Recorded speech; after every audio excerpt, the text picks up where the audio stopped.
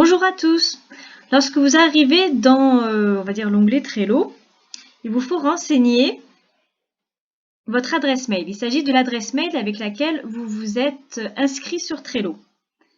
Vous vous connectez sur Atlassian. Là-dessus, si vous êtes comme moi et que vous avez oublié votre mot de passe, c'est très simple. Vous faites continuer avec Google. Vous renseignez l'adresse mail avec laquelle vous vous êtes inscrit sur Trello.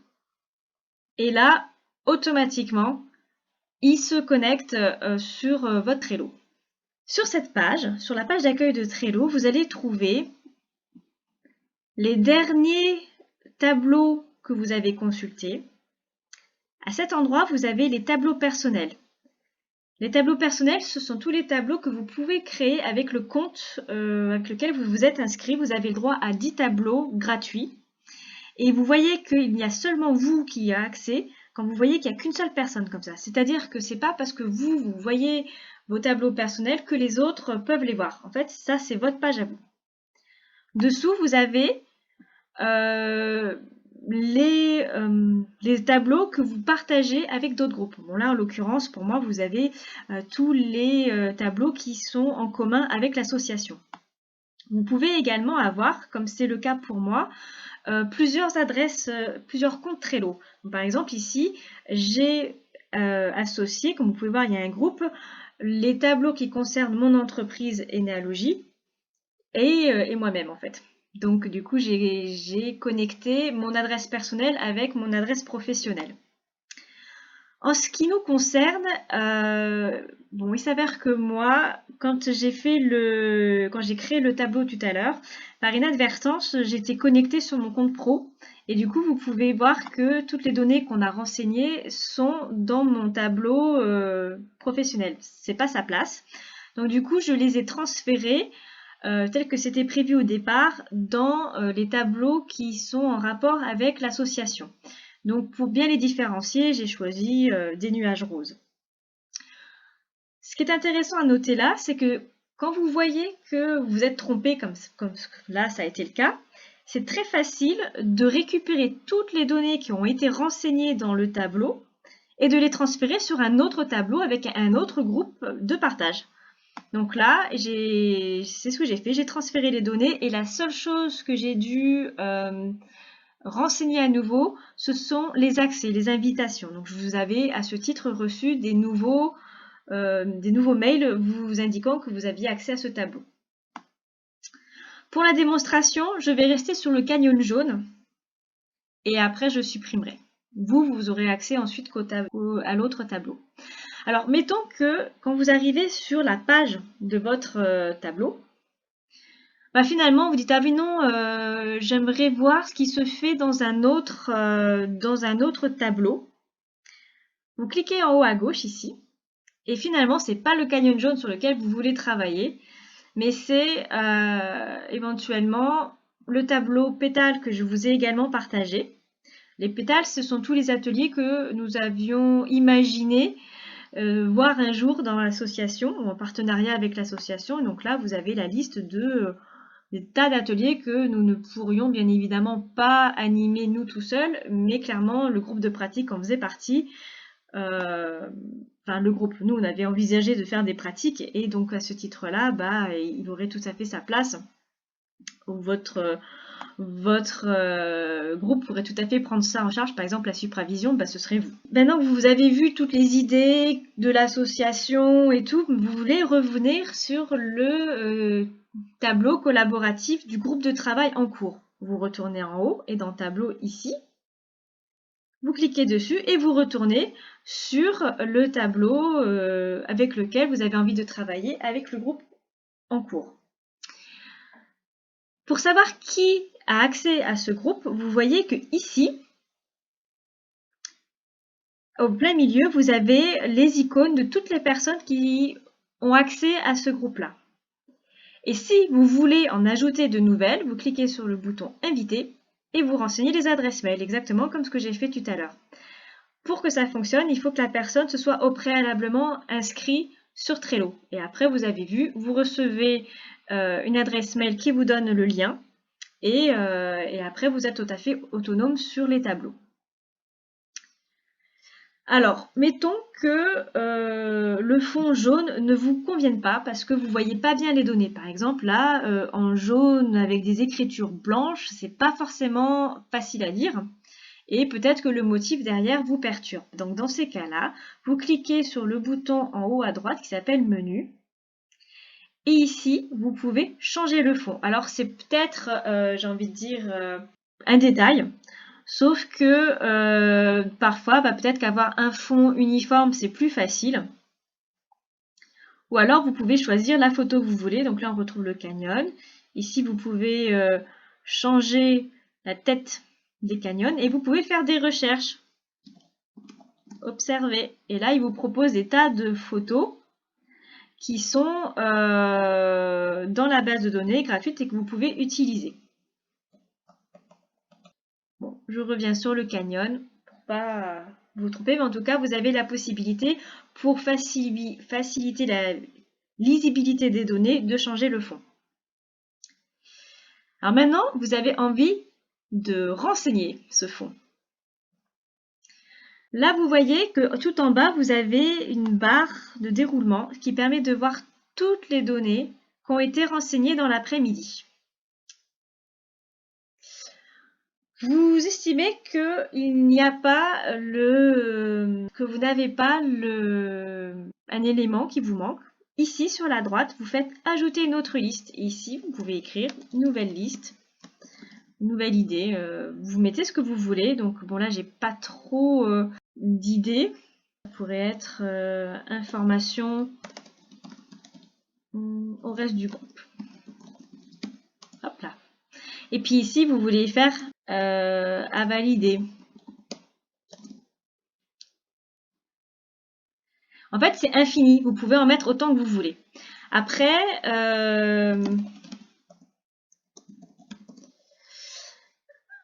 donc vous pouvez en mettre autant que vous voulez. Puis finalement, vous estimez que peut-être qu'avant de terminer, il faut avoir publié. Alors vous pouvez déplacer la case. En fait, il vous suffit de cliquer, déplacer, et vous pouvez les trier comme ça. En fait, vous pouvez trier les informations comme bon vous semble.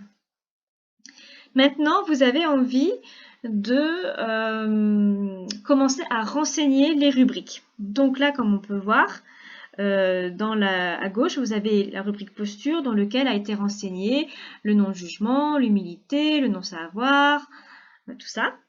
Vous voudriez ajouter une nouvelle, alors eux ils appellent ça une carte, mais vous voulez ajouter un nouvel élément. Vous faites ajouter une carte et ici, vous renseignez les nouvelles idées qui vous viennent à l'esprit. Alors ici, ça pourrait être sur Facebook, par mail, sur Instagram, sur YouTube. Une fois que vous avez renseigné, et pour que ça s'affiche, vous faites entrer simplement. Une fois que vous avez renseigné les rubriques, vous avez peut-être envie de rentrer davantage dans le détail. Donc vous double-cliquez dessus et ça vous donne accès à cette page que vous allez pouvoir renseigner de façon plus précise. Ici, vous pouvez mettre une description de communication au groupe fluide et légère. Ensuite, vous pouvez, sur le coin à droite, ici, vous avez un bouton qui s'appelle Checklist. La checklist, différents sujets. Les différents sujets que vous aimeriez aborder au sein de votre groupe Facebook. Donc en fait, vous avez là créé la checklist. Une fois que vous avez créé le titre de la checklist, vous pouvez ajouter les éléments au fur et à mesure. Donc là, ça va être les pratiques, des groupes de travail, de l'observation, ce qu'on est en train de faire là. Et vous pouvez aussi avoir un thème de réflexion sur la création d'entreprise. Ça, c'est mon grand dada. L'aide à l'installation plutôt. Des partages sur des thématiques. Thématiques spécifiques. Retour d'expérience sur des pratiques. de la supravision, des interviews. Et en fait, tout ça, vous dites, ouais, ok, ça c'est les différents sujets, mais en fait, j'ai envie d'être un peu plus précis et je voudrais ajouter une nouvelle liste. Donc, vous faites checklist sur le côté à droite et finalement, groupe de travail, c'est peut-être une liste à part entière et du coup, là, il n'a plus trop sa place. Donc, vous avez les 3 petits points et vous faites supprimer et il n'est plus là. Et dans les groupes de travail, vous allez pouvoir y mettre, finalement, il y avait l'observation, c'est un groupe de travail. La supravision, ça en sera certainement un deuxième. Par contre, tout ce qui est de l'ordre de la pratique, de l'aide à l'installation, ça peut être des conférences sur le sujet. Des retours d'expérience, ça reste ici, les interviews ici, mais voilà, ce que je veux dire, c'est que si vous voulez créer des nouvelles listes pour être plus précis, c'est sur le côté que ça se passe. Et pour les renseigner, ajouter élément, entrer et c'est ajouté. Si l'élément, vous voulez le déplacer comme c'est drag and drop, hein, hop, on le déplace. Et puis si jamais il n'est vraiment pas pertinent, vous le supprimez tout simplement. Ce qui est intéressant avec ces listes-là, c'est que ça permet de voir où est-ce qu'on en est. Et quand chaque chose a été faite ou mise en place, par exemple la pratique, ça c'est clairement en place avec vous, pouf, vous pouvez cocher. L'aide à l'installation, c'est une réflexion que j'aimerais vraiment mener sur un groupe et je voulais pas être toute seule, donc si on voulait le faire ensemble, on pourra le faire et ce sera avec très très grand plaisir. Les retours d'expérience, vous le faites déjà, vous cochez. Les interviews, c'est en projet, vous le laissez pour les idées prochaines. Mais ça vous permet de voir sur toutes les thématiques qui ont été envisagées par le groupe, qu'est-ce qui est en place, qu'est-ce qui n'est pas encore en place, qu'est-ce qui manque pour arriver à ce que tout soit coché et que vous ayez un 100%. D'accord ?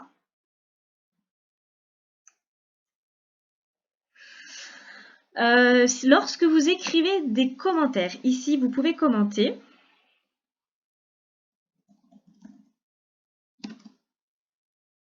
Quand vous faites enregistrer et que finalement vous dites non, finalement celui-là je trouve que j'ai pas envie qu'il y reste, vous voulez faire supprimer.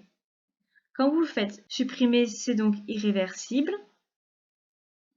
Ceci dit, ce qu'il faut savoir, c'est qu'à chaque fois que vous faites un commentaire, l'ensemble du groupe reçoit un mail qui leur indique qu'il y a eu une modification et ce qui va les inviter à aller voir sur cette page-là pour vous répondre directement. Et alors, vous pouvez ajouter des membres. Les membres, ça permet de dire qui est intéressé sur ce projet-là. Donc, sur un groupe, là, on commence à être une quarantaine de personnes sur le groupe de pratique. Il n'y a pas 40 personnes sur ce groupe projet de l'observation, mais on peut y mettre ceux qui ont envie d'être renseignés et qui ont envie de participer. Donc, on peut y mettre, là, il y a tous. Voilà, et donc ça indique juste les membres. Ça vous permet, vous, de voir qui était intéressé par et qui suit en fait ce groupe de travail. Ce qui est intéressant aussi, c'est que vous pouvez mettre ici ce qui s'appelle des étiquettes. Les étiquettes, ça donne une couleur pour visuellement voir où est-ce qu'on en est sur le projet. Donc là, vous avez par définition du vert, du jaune, du orange, tout ça. Et là, vous pouvez modifier. Et par exemple, le vert, ce sera la rubrique qui s'appellera valider. Puis là, ça va être en cours. Oh, pardon, là, ça va. En cours. Voilà. Et du coup, au fur et à mesure, vous pouvez créer les étiquettes que vous voulez, leur changer leur couleur, leur changer leur nom. Et après, pour les attribuer, comme vous avez vu, il suffit de cliquer dessus et ça les indique directement en haut.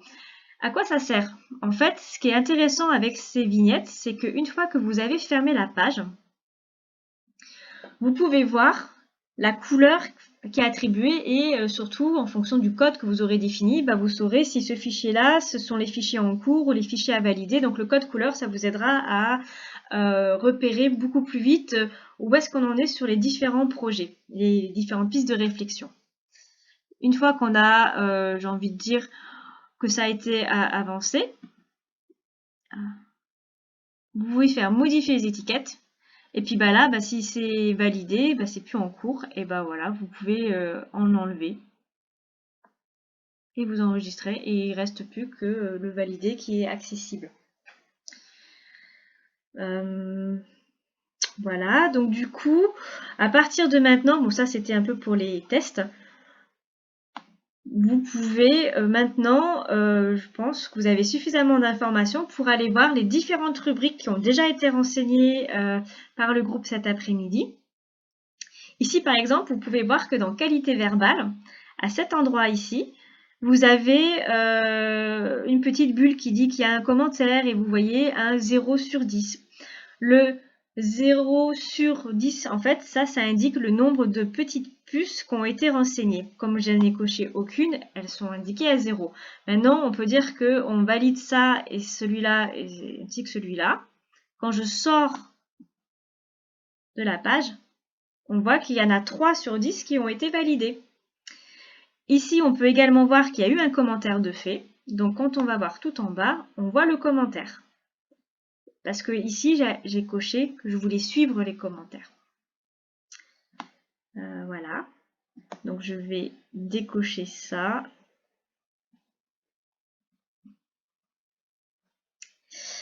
Ah oui, ce que je voulais vous dire pour terminer, c'est que si maintenant vous estimez qu'il y a des colonnes qui servent à rien, par exemple, le terminé, vous en voulez pas. Vous cliquez sur les 3 petits points. Et la spécificité sur Trello en ce qui concerne les colonnes, c'est que il n'existe pas de bouton supprimer. En fait, ici, ça sera archiver cette liste. Le fait d'archiver cette liste, pour Trello, ça veut dire que vous n'y aurez plus accès et elle sera comme supprimée. Maintenant, si vous achetez un compte payant de Trello, vous pourrez avoir accès à vos archives. Donc, si vous avez supprimé par erreur une colonne, vous pourrez les retrouver. Nous, sur la version payante, on ne peut pas. Donc, si on veut juste supprimer cette colonne-là, on fait archiver et donc elle disparaît du reste. Voilà. Et à part celui-là qui supprime définitivement et sur lequel on n'a pas d'accès, le reste est assez facile d'utilisation. Donc, maintenant, j'ai envie de dire, il n'y a plus qu'à. Il n'y a plus qu'à renseigner des colonnes, renseigner les items que vous avez envie d'approfondir et sur chaque item, vous pouvez mettre autant de listes que vous voulez, vous leur mettez des noms, ce qui permet de les structurer et ça fait des puces que chacun peut mettre, déplacer, modifier. Voilà, ça permet à chacun de pouvoir apporter sa petite pierre et ensuite ensemble on fait le tri. Voilà, je vous souhaite donc un bon cheminement sur Trello, un bon travail collaboratif et à bientôt. Au revoir.